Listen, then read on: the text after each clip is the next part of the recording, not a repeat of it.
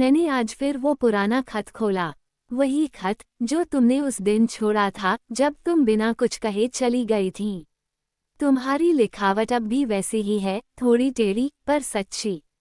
शब्दों में वही मासूमियत थी जो तुम्हारी आंखों में होती थी।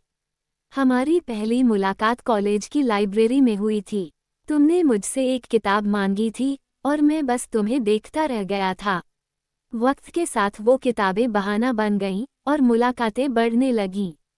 हम चाय की दुकानों पर घंटों बैठे रहते, बिना कुछ कहे भी बहुत कुछ कह जाते थे। फिर धीरे धीरे वो दोस्ती प्यार में बदल गई। पहली बार जब तुमने कहा था, तुम्हारे बिना सब अधूरा सा लगता है, तो लगा था कि अब कुछ भी टूट नहीं सकता। लेकिन शायद कुछ चीज़ें वक्त के साथ बदल जाती हैं, या फिर लोग। पिछले कुछ महीनों में सब कुछ बदलने लगा था। तुम्हारे फ़ोन कम आने लगे थे, मैसेजों में वो गर्मजोशी नहीं थी। जब मैं पूछता, तुम कहती, बस थोड़ा बिजी हूँ।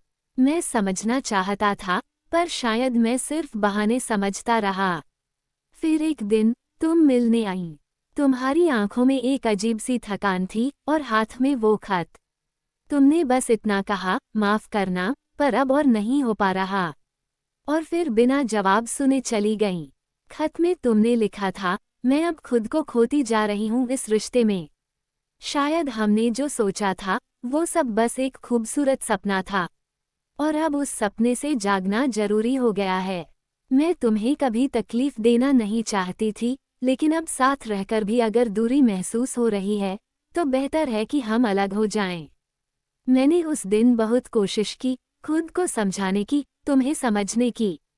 पर शायद तुम सही थीं। प्यार जब बोझ लगने लगे, तो वो प्यार नहीं रहता।